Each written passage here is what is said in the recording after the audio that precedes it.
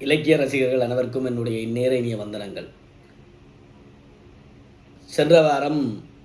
சென்ற பதிவிலே குருநாதர் கம்பபாரதி ஐயா அவர்கள் குறித்து ஒரு அறிமுகத்தை சொல்லியிருந்தேன். தொடர்ந்து அவர் பற்றிய பதிவுகளை தொடர்ந்து அறியப்படாத பல வரலாற்று செய்திகளை அவருடைய உயர்ந்த விடயங்கள் பலவற்றை குறிப்பிடுவதாக சொல்லியிருந்தேன். அந்த வீடியோ வெளியாகும் வரை என்ன ஒரு தொடரை பேசப்போகிறேன் என்று ஐயாவுக்கு தெரியாது, அவரோட ஆலோசிப்பதல்ல. அந்த வீடியோ வெளியான பிறகு நன்றாக வாங்கி கட்டி கொண்டேன்.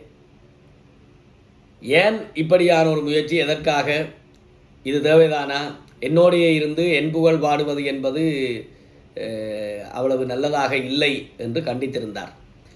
ஆனால் நான் அவருக்கு முன்னால் எப்பொழுதும் நான் தெளிவாக பேசுவதில்லை, பேச முடியாது. சீதைக்கு முன்னால் ஆஞ்சநேயன் எப்படி உணர்விழந்து அதாவது உணர்ச்சி வயப்பட்டு தடுமாறுவானோ அதுபோல ஐயாவுக்கு முன்னால் எவ்வளவுதான் தெளிவாக பேசுவது என்று முடிவெடுத்து போனாலும் அவருடைய அந்த ஆன்ம பலமா அறிவு பலமா என்னென்று தெரியாது, தடுமாற வைத்துவிடும். ஆகவே நான் ஏதோ பிதட்டினேன், தடுமாறி பதில் சொன்னேன் என்று வையுங்களேன். இப்பொழுதும் அதே முயற்சியைத்தான் முன்னெடுக்கப் போகிறேன். சொல் பேச்சு கேளாதவன் குருவினுடைய வார்த்தையை மீறி நடந்து கொள்கிறாயா என்று நீங்கள் நினைக்கக்கூடும். ஆனால் நான் உண்மையில் ஐயாவை பற்றி எனக்கு ஒரு தமிழ்நாட்டு நண்பர் ஒருவர், ஐயாவினுடைய மாணவராக ஐயாவினுடைய உறவினாலே வாய்க்கப்பெற்ற ஒருவர், என்ன வாசு, சூரியனுக்கே டார்ச் அடித்து பார்க்க முயல்கிறீர்கள், ஐயாவை பற்றி இன்னும் நீங்கள் சொல்லித்தான் தெரிய வேண்டும் என்கின்ற நிலைமையிலே இந்த உலகம் இருக்குமா என்று கேட்டார். ஐயாவினுடைய தமக்கையார், மூத்த சகோதரி, ஏன் பாசு எதற்கு இந்த முயற்சி என்று கண்டித்தார். ஆனால்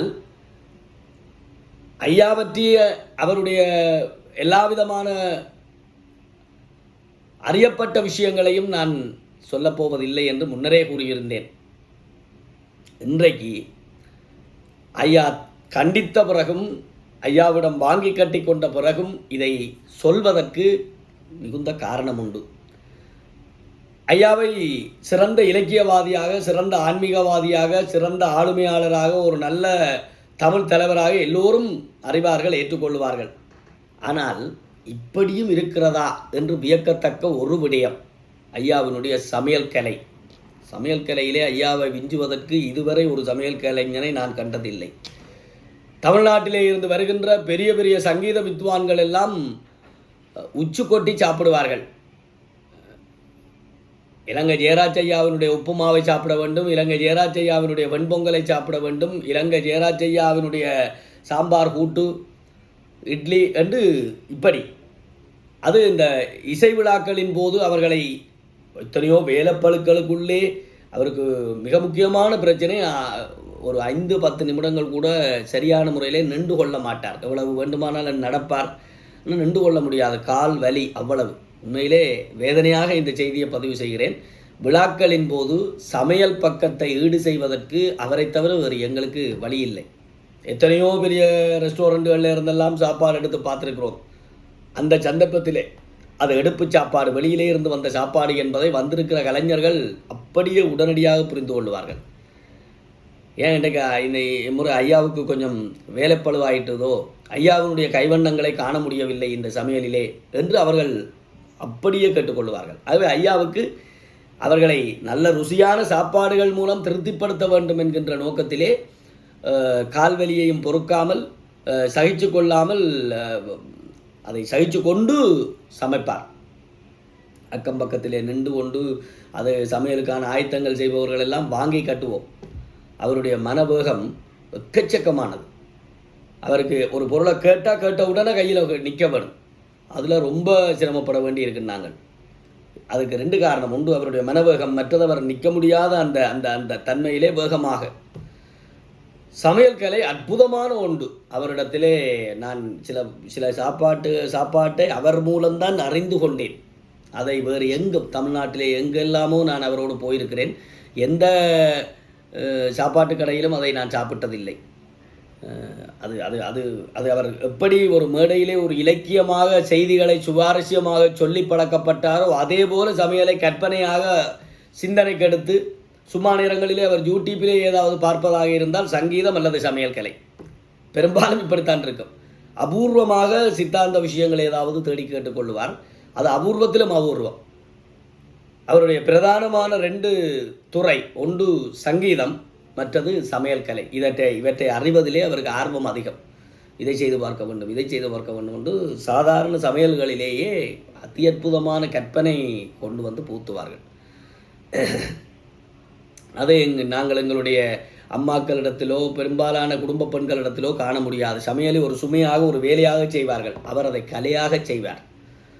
அப்படி இருக்கும் சாப்பிட்டால். அதை பெரும்பாலானவர்கள் அறிந்தவர்கள், நான் சொல்லுகின்ற இந்த விடயத்தை அறிந்தவர்கள் பல பேர் இருப்பீர்கள். அவருடைய வாய்க்கு ருசியான ஐயாவினுடைய தோசை கிடைக்காதா என்று கேட்டுக்கொண்டு நல்லூரிலே பெரிய பெரிய நாதசுர வித்வான்கள் என்கே பத்மநாதன் போன்றவர்கள் எல்லாம் தம்பியினுடைய கையாலே ஒரு கோப்பி குடிக்க வேண்டும் என்பதற்காகவே வந்திருக்கிறோம் என்று சொல்லி உரிமையோடு வாங்கி குடித்துவிட்டு போகின்ற வரலாறுகளை அப்படி ஒரு சாதாரண கோப்பிலேயே ஐயாவினுடைய தனி அடையாளத்தை போனுவார். அது ஒரு மிகச்சிறந்த, நான் நினைக்கிறேன், அவரோடு நெருங்கி பழகிய சிலருக்கு மட்டும் தெரிந்து பலருக்கும் தெரியாமல் இருக்கக்கூடிய ஒரு செய்தி இது ஒன்று. இதை கூட 100 பேர் 1000 பேர் தெரிந்திருப்பார்கள், கட்டாயமாக தெரிந்திருப்பார்கள். ஏன்னா அவருடைய விருந்து, அவருடைய உபசாரம் எல்லாம் ரொம்ப அருமையாக பண்ணுவார். தமிழ் வாழ்வு என்ற ஒரு வாழ்வு இப்படியும் இருக்கிறது என்பதை எப்போதும் சொல்லுவார். வித்வான் ஆறுமுகம் ஐயா அவர்களிடத்திலே நான் தமிழ் அன்பை கண்டு கொண்டேன் என்று ஐயா சொல்லுவார். நான் கண்டு கொண்ட அன்பு ஐயாவினுடைய அன்பு. தமிழ் இப்படித்தான் தமிழ் வாழ்வு வாழ வேண்டும். ஒருவருக்கு ஒன்றென்றால் துடித்து போவார், ஒருவருக்கு ஏதாவது ஒன்றென்றால் முன்னுக்கு நிற்பார். அந்த பக்கம், அந்த பக்குவம், அந்த பெருந்தன்மை எங்கள் வேறு எவருக்கும் வராது. அப்படி ஒரு உண்மையிலே அந்த தமிழ் வாழ்வு. அதில் விருந்து உபசாரம் சொல்லுவார். கம்பன் கழகன் நான் இல்லா காலத்தில் இந்த மாதிரியெல்லாம் எவனடா உபசரிக்க போகிறீங்களேன்னு. கோப்பி போட கொஞ்சம் பழகி கொண்டு வருகிறேன் இப்பொழுது. ஐயாவை போல கோப்பி போட சில சமயங்களில் ஐயாவும் பாராட்டும்படியாகவும் கோப்பி போட்டது உண்டு. அதை நான் பெருமையாக ஒரு பிஹெச்டி முடித்த அளவு கர்வத்தோடு நான் சொல்லிக்கொள்வேன். ஏனென்று கேட்டால் அந்த ஆள்கிட்ட வசிட்டனது வாயாலே பிரம்மரசி பட்டம் தான், சந்தேகமே இல்லை. யாழ்ப்பாணத்துக்கு போகிற போது அங்கே போனால் சில வேளைகளில் எங்களுடைய விழாக்களின் போது எங்களுடைய சக தோழிகள் சகோதரிகள் தேநீர் போடுகிறோம் என்றால் நீங்கள் எல்லோரும் போட்டுக்குடிங்கள், எனக்கு வாசு போடட்டும் என்று சொல்லுவதை பெருமையோடு நான் உண்மையிலே இது ஒரு நப்பாசையிலே நான் சொல்லிக் கொள்ளுகிறேன். ஆனால் உண்மை இதை மட்டும் நான் ஐயாவிடத்திலே கற்றுக்கொண்டு, கோப்பி போடுறது ஒரு பெரிய விஷயமாடா என்றால் அதை நீங்கள் ஐயாவினுடைய ரசனைக்கேற்ற அந்த காப்பியை குடித்து பார்த்தால் அல்லது அதுக்கு பிறகுதான் அதை நீங்கள் இவ்வளவு தூரம் சிலாகிச்சு சொல்லும்படியான ஒன்றுதான் என்று நீங்கள் ஏற்றுக்கொள்வீர்கள். இது ஒரு விடயம். நான் நினைக்கிறேன் பலது வேண்டாம். இன்றைக்கு இன்னும் ஒரே ஒரு செய்தி சொல்ல வேண்டும் என்று பட்டால், அவருடைய தமிழாலே அவருடைய சொற்பொழிவு திறத்தாலே வாய்க்கப்பெற்றவைதான் இன்றைக்கு இருக்கிற கம்பன் கழகம். யாழ்ப்பாணத்திலே நல்லூர் வீதியிலே நல்லூர் கோவிலுக்கு சொந்தமான ஒரு பெரிய கட்டடம் கம்பன் கோட்டம் என்று மிளர்கிறது. அதனுடைய அழகான அரண்மனைக்கு ஒப்பான தோற்றம் இடம்பெயர்ந்து நாங்கள் எல்லோரும் யாழ்ப்பாணத்தை விட்டு வெளியேறி அந்த சந்தர்ப்பத்திலே முதலில் இராணுவம் அந்த வீட்டைத்தான் பிரபாகரன் விடுதலை புலிகள் இயக்கத்தினுடைய தலைவர் பிரபாகரன் அவர்களுடைய மாளிகை என்று செய்திகளிலே எல்லாம் பிரசுரித்தது. அவ்வளவுக்கு அவர்கள் ஊகிக்கத்தக்க அளவுக்கு, அப்படி ஒரு எண்ணம் கொள்ளும் அளவுக்கு அது பிரமாண்டமான தோற்றமாக அந்த இடங்களிலே இன்னும் எத்தனையோ வசதி வாய்ந்த வீடுகள் இருந்தாலும் அதனுடைய உள்கட்டமைப்பு அந்த தோற்றம் இன்றைக்கும் அது வருகிறவர்கள் எல்லோரையும் வியக்க வைக்கும்படியான ஒரு அற்புதமான காட்சி. இந்த கோயில் இதே போல இங்கே கொழும்பிலே ஐஸ்வர்யலட்சுமி தத்துவ திருக்கோயில் 4 மாடி கட்டடம், இங்கே அதற்கு முன்பாக கம்பன் கழகம், இந்த அமைப்புகள் எல்லாமே அவருடைய பேச்சினாலே அவருடைய பிரபல்யத்தாலே செல்வந்தர்கள் தனவான்கள் மனமு வந்து கொடுத்த பணத்திலே கட்டப்பட்டவை. இவ்வளவுத்தையும் தன்னுடைய பேச்சு வன்மையாலே ஒன்று திரட்டியிருந்தாலும் கூட இன்றைக்கும் இது உங்களில் பல பேருக்கு வியப்புக்கிடமானதாக இருக்கும். இன்றைக்கும் ஐயா அவர்கள் தான் தங்குகிற அறைக்கு வாடகை செலுத்தி கொண்டிருக்கிறார். சொற்பொழிவுகளுக்காக வெளிநாடுகளுக்கு தமிழ்நாடுக்கு செல்லுகிற போது அன்பர்கள் கொடுக்குற தொகையை எல்லாம் கொண்டு வந்து அதை கம்பன் கழகத்துக்கண்டு வாரி இறைத்து பொதுப்பணிக்காகவே ஆக்குகின்ற ஐயா இன்றைக்கும் தன்னுடைய தான் தங்குகின்ற அறைக்கு வாடகை செலுத்தி கொண்டிருக்கிறார் என்பது நான் நினைக்கவில்லை. ஒரு கழகத்தில் இருக்கக்கூடிய ஒரு 10 பேருக்கு தவிர மற்றவர்களுக்கு தெரிய நியாயமில்லை. எப்படி ஒரு முன்னுதாரணமாக இருக்க வேண்டும் என்பதில் அவர் வாழ்ந்து காட்டுகின்ற ஒருவர். மற்றவர்களுக்கு அறம் சொல்லுவதற்கு அத்தனை தகுதியும் அவருக்கு இருக்கென்று சொல்லுவதற்கு அல்லது மற்றவர்கள் நம்புவதற்கு காரணம் இதுதான். எப்படி தான் அதை கடைப்பிடித்து கொண்டு மற்றவர்களையும் கடைப்பிடிக்க வைக்கின்ற பாங்கு. இன்னும் ஒரு செய்தி சொல்ல வேண்டும் என்றால், சகோதரி தன்னிலும் பார்க்க 11 வயது குறைந்த சகோதரி தங்கை ஆஸ்திரேலியாவில் இறந்து போய்விட்டார். இங்கே கொழும்பிலே தமிழ்ச்சங்கத்திலே திருக்குறள் தொடர் சொற்பொழி ஒன்றை ஏற்கனவே ஒத்துக்கொண்டு அதற்கான பிரசுரப்புகள் அதற்கான அறிவிப்புகள் எல்லாம் ஆகிவிட்டது. அங்கே தங்கை இறந்து விட்டார். அவர் இறப்பு வீட்டுக்கு போகவில்லை. பொது வாழ்க்கைக்கு ஒருவன் தன்னை ஈடுபடுத்திக் கொள்வதாக இருந்தால் அப்படி ஈடுபடுத்திக் கொள்ள வேண்டும் என்று சொல்லி அந்த தொடர் சொற்பொழிவை தவறாமல் மேற்கொண்டார். 2 காரணம். அதாவது தொடர் சொற்பொழிவுக்கு அப்படி என்றால் இவர் ஏதோ முற்றுந்துறந்த நிலையிலே பற்றற்ற நிலையிலே இருந்தாரா என்றால் அப்படி இல்லை. ஒவ்வொரு நாளும் ஒவ்வொரு தொலைபேசி அழைப்பு வருகிற போதும் அவர் கண்ணீர் விட்டு அழுது கொண்டுதான் அந்த தொலைபேசிகளோடு உரையாடினார், அழைத்தவர்களோடு உரையாடினார். நானே யாழ்ப்பாணத்திலிருந்து அப்பொழுது ஐயாவுக்கு அழைத்து ஐயாவினுடைய சகோதரி இறந்து விட்டார் என்ற செய்தி அறிகிற போது என்னோடையே அழுது கொண்டு தான் பேசினார். நான் தூக்கி வளர்த்த பிள்ளையப்பூ என்னை விட்டு போயிட்டாள் என்று அழுதார். அப்படி அழுது இப்போவும் சொல்லுவார், இப்பொழுதும் நான் அந்த துன்பத்திலே இருந்து மீளவில்லை என்று. தூக்கி வளர்த்த பிள்ளை. ஆனால் இலக்கிய கடமை என்று வருகிற போது தன்னுடைய அப்பாவுக்கு அப்பா இறந்து விட்டார். யாழ்ப்பாணத்திலே அப்பாவுக்கு கொள்ளி வைத்து விட்டு அன்றைக்கு இரவே கொழும்புக்கு வந்து விட்டார். கொழும்பிலே ராமகிருஷ்ண மிஷன்லேயே ஒரு நிகழ்வு. தாயாரிடத்திலே ரகசியமாக சொல்லி கெஞ்சி கூத்தாடி அனுமதி பெற்றுக்கொண்டு தாய் பரவாயில்லை நீ போன்னு சொல்லி போட்டு மற்றவர்களுக்கு ஏதோ சாட்டு சொல்லி சமாளித்து சமாதானப்படுத்தி இங்கே வந்து விட்டார்.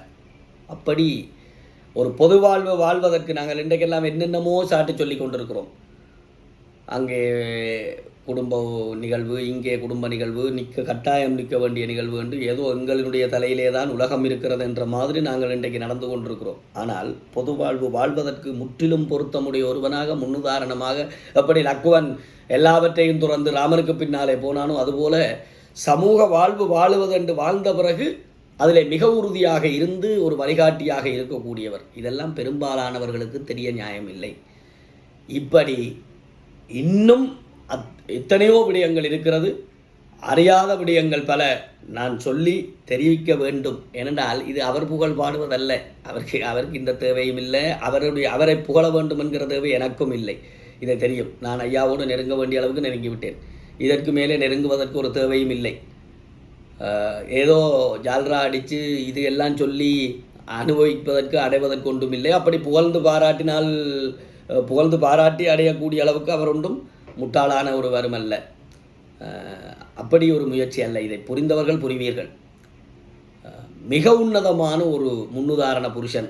நான் சொல்லுவது போல பாரதியினுடைய வாழ்வுக்கு பிறகு பாரதியினுடைய மறைவுக்கு பிறகுதான் பாரதி கொண்டாடப்பட்டான், பெருமையாக பேசப்பட்டான் என்பது போல இன்றைக்கு சில வேளை முற்றத்து மல்லிகை மனம் வீசாதென்று ஒரு சில பேருக்கு அவருடைய பெருமதி, அதுவும் பெருமதியை புரிந்து கொள்ளுபவர்கள், புரிந்து கொண்டிருக்கிறவர்கள் கோடான கோடி பேர் புரிந்து கொண்டுதான் இருக்கிறார்கள்.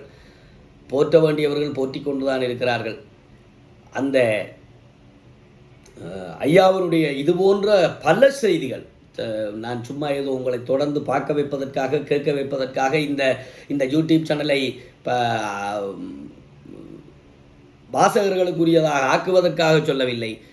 நான் நினைக்கிறேன் இன்னும் ஒரு 25 விடயம் ஆக குறைஞ்சது சொல்லுவேன். இதை விட ஓரிருவருக்கு மட்டும் தெரியாமல் பலவரும் வியக்கக்கூடிய பல செய்திகள் இருக்கிறது. அவற்றை தொடர்ந்து பதிவிட இருக்கிறேன். கேட்டு மகிழுங்கள், பலரிடத்துக்கும் கொண்டு சேர்ப்பியுங்கள். இந்த கம்பனேசன் என்கின்ற யூடியூப் சேனலை சப்ஸ்கிரைப் செய்து இன்னும் உங்களுடைய மேலான ஒத்துழைப்பை தந்துதவுங்கள் என்று கேட்டு நன்றி பாராட்டி மீண்டும் ஒரு சந்தர்ப்பத்தில் நல்ல பதிவோடு உங்களை சந்திக்கும் வரை உங்களிடமிருந்து விடைபெறுகிறேன். சாதனை செய்க பராசக்தி, சாதனை செய்க. நன்றி, வணக்கம்.